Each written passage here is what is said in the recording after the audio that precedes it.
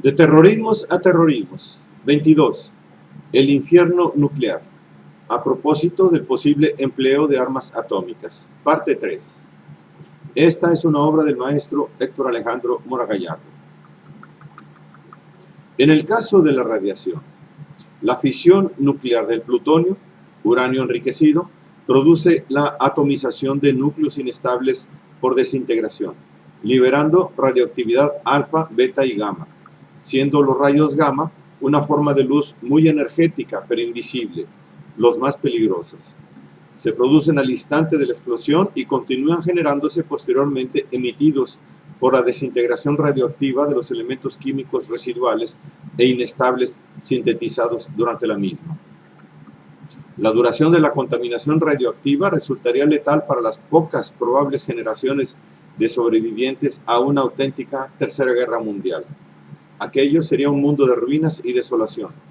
La creación de amplias fajas de paisaje yermo radioactivo, con el suelo y el agua envenenados durante centenares o miles de años, constituye una auténtica perspectiva, dada el actual despliegue de armas nucleares e instalaciones de producción eléctrica nuclear. La explosión del reactor nuclear de Chernóbil en abril de 1986 y la radiación expansiva es mínima comparada con la que se produciría en una guerra nuclear. La total liberación de radioactividad fue, grosso modo, equivalente a la producida por una explosión nuclear de fisión de 0.01 kilotones, es decir, una milésima parte de la bomba de Hiroshima y una milmillonésima de la total potencia explosiva de los arsenales nucleares del mundo, que se evalúa en tal vez 10 millones de kilotones de energía. Esto en números de la década de los 80. Pero de cierto que aún y con tan poco potencial radioactivo, las consecuencias fueron drásticas. Murieron cientos de personas afectadas de manera directa, dejando a millares de afectados en Ucrania, incluyendo niños por nacer. La nube radioactiva se expandió por la mayor parte de Europa, depositando lluvia radioactiva en Escandinavia. Rebaños de renos se vieron afectados, mientras que en toda Europa algunos alimentos se echaron a perder y el pánico y la confusión llevaron a la destrucción de una cantidad mucho mayor de alimentos. Las labores de protección y de limpieza sumaron un costo que frisa los 10.000 millones de rublos. La Unión Soviética lo tuvo que resentir a 4 años de su aniquilación. Cerca de 25 años después de la explosión trágica, se constata que los efectos han sido peores a lo primeramente considerado. Se estima que la radioactividad total de Chernóbil fue 200 veces mayor que las liberaciones combinadas de las bombas nucleares lanzadas por Estados Unidos en 1945 contra las ciudades japonesas de Hiroshima y Nagasaki. La zona de exclusión humana ha de perdurar por siglos. Tristemente, la fauna salvaje recobra el lugar para sí. Empero, deformaciones genéticas y contaminación por cesio la afectan, mientras que diversas organizaciones no se ponen de acuerdo en cuanto al número de personas muertas afectadas por cáncer: 16.000, 140.000, 500.000. Apenas podemos llegar a imaginarnos lo que una plena guerra nuclear, el equivalente a 100 millones de Chernóbils, aportaría únicamente en radioactividad. El infierno nuclear. Bombazos, millones de muertos producto de la explosión, gases tóxicos inmediatos. El invierno nuclear es igual a oscurecimiento de la Tierra por partículas de polvo y humo producto de la detonación y de los incendios causados, produciéndose un posterior enfriamiento debido a nubes que impiden la entrada de los rayos solares, dispersión de radioactividad desprendida de la fisión nuclear, nubes radioactivas, lluvia radioactiva, contaminación tóxica y disminución de la capa de ozono. Y demás secuencia de fenómenos calamitosos apenas vislumbrados, es decir, que podrían ser mucho peores. Perturbaciones climáticas producirían enfriamientos superficiales de 10 grados centígrados o más, dosis de radiación de decenas de REM e incrementos de hasta 10 veces en las explosiones a la radiación, en las exposiciones a la radiación solar ultravioleta B, junto con la extensión de carencias alimentarias y de agua potable, epidemias, heridas graves y falta de suministros e instalaciones médicas, todo lo cual, acumulándose, extenderían la muerte entre los humanos y provocarían la posible extinción de numerosas especies terrestres y marinas. El incendio del mundo, la tecnosfera como tal, crearía un infierno en la Tierra, puesto que, como se ha mencionado, las grandes ciudades son en sí mismas altamente combustibles, y su combustión produciría lo que los autores llaman el caldero de la bruja. Más allá del frío y de la oscuridad, el invierno nuclear comprende asimismo pirotoxinas, lluvia radioactiva y una intensa luz solar ultravioleta, un caldero de brujas de letales efectos en su asalto a la vida en la Tierra. Y un tema casi por completo inexplorado es la concatenación o sinergismo de efectos. ¿Qué puede sucederles a las cosechas y a los ecosistemas naturales si se ven sometidos de manera simultánea a una disminución de la luz solar ordinaria, a unos sustanciales descensos de temperatura, a dosis de pirotoxinas, a lluvias radioactivas y luego, más tarde, a una intensa radiación ultravioleta? La respuesta es que nadie lo sabe. Y lo que es peor, que nadie intenta averiguarlo. La intensidad, la extensión y la concatenación inaudita de efectos catastróficos por el empleo de armas nucleares provocarían una sinergia desconocida que de seguro tendría consecuencias de mucha peor calamidad que las calculadas por los científicos. Pero no hay que ser un especialista para entender que los supuestos supervivientes a una guerra nuclear, incluso alejados de las zonas en que cayesen las bombas, semanas y meses después, morirían a causa de la extensión del tsunami nuclear. Del infierno ardiente al infierno helado. El incremento brutal de la temperatura sería cosa de días para dar paso a un descenso prolongado, calculándose que el promedio de temperatura llegaría a los menos 10 grados centígrados, peor que en una era glacial.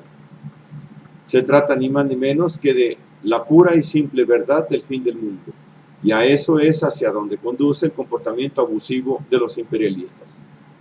Pareciera que el futuro terrícola oscilase entre una destrucción rápida con una guerra termonuclear y una destrucción lenta, en resultas del cambio climático y de la entropía en curso, ya por causa de la polución industrial increciendo durante todo el largo siglo XX.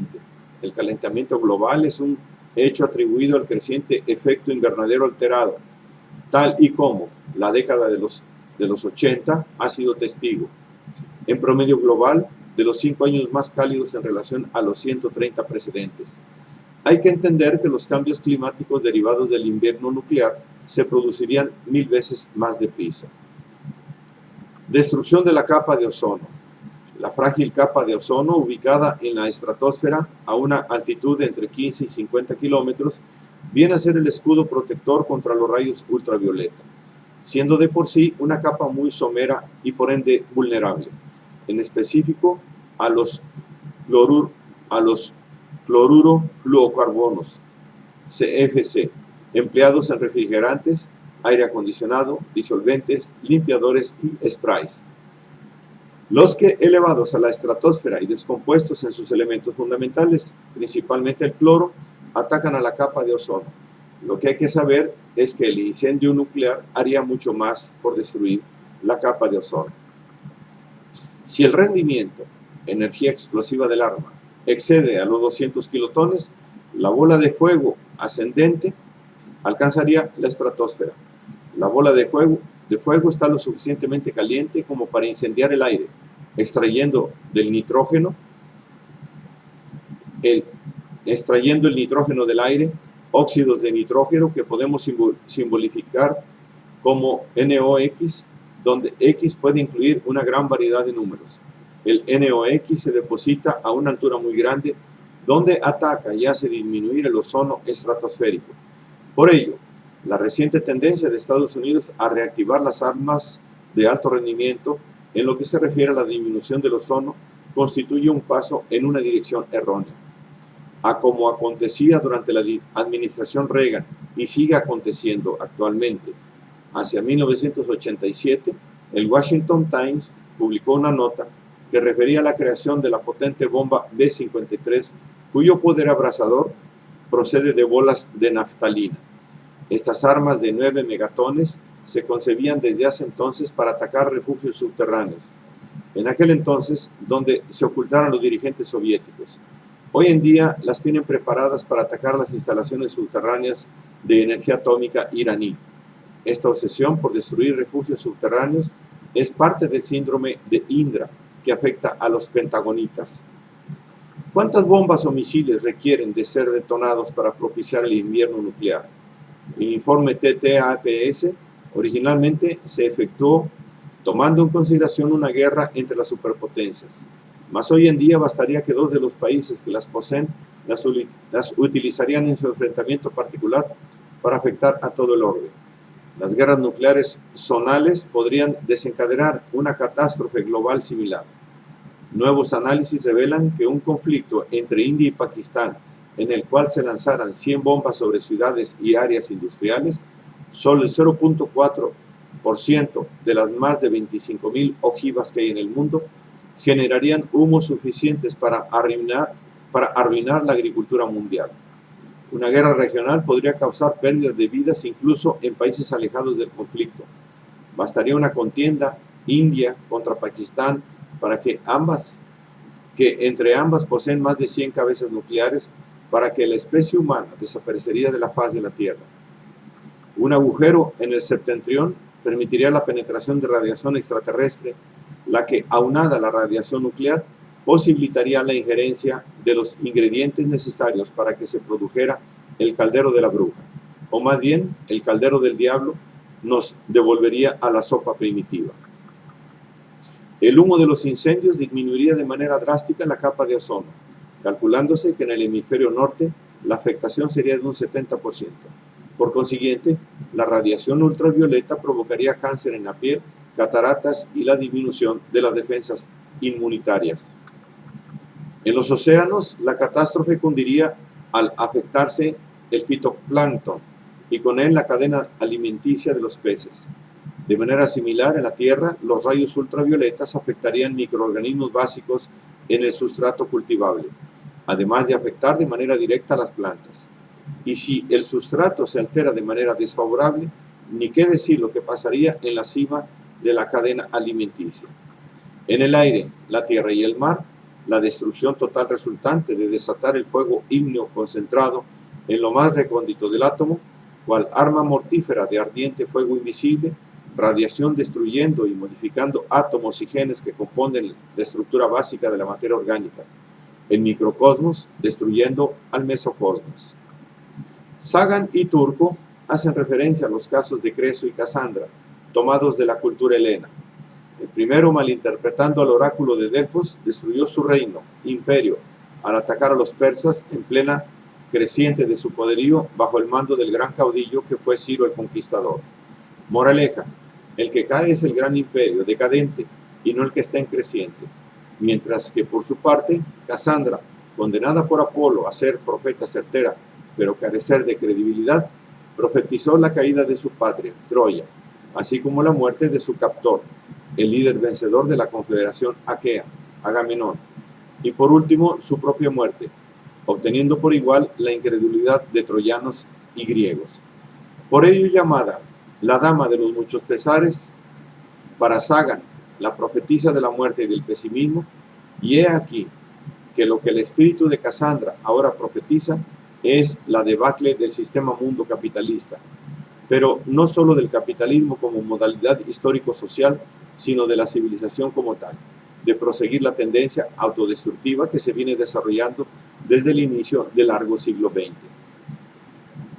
Las máquinas del juicio final amenazan al mundo, presentándose un factor Z, la destrucción total del planeta en una tercera guerra mundial que implicaría la detonación de cientos de armas nucleares, tal y como lo expresó Carl Sagan desde la década de los 80.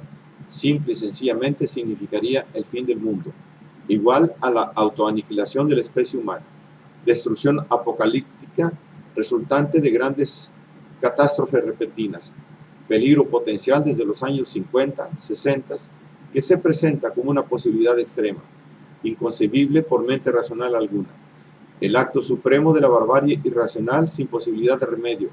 Pero lo que ninguna mente sana podría considerar factible de acontecer ante el grado de desasosiego y las vicisitudes incontroladas que ocurren en el entreverado desorden internacional por las confrontaciones, no ya entre superpotencias, como fue el caso durante la Guerra Fría, sino por el desquiciamiento de las potencias capitalistas imperialistas y su proceder desenfrenado en resultas de su decadencia política económica y como tal social a nivel mundial, factor crisis histórica, propicia que la guerra nuclear sea un peligro latente.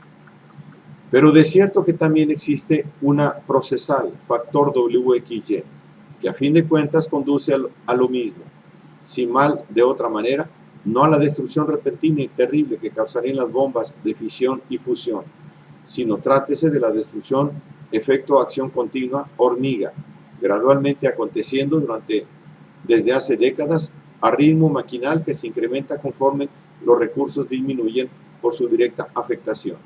Impacto destructivo efectuado por la civilización industrial sobre la naturaleza. Otra manera de destrucción lenta pero efectiva, constante en su desenvolvimiento entrópico, en retorno al caos. La máquina que nunca se apaga y segundo a segundo lacera o conturba la tierra.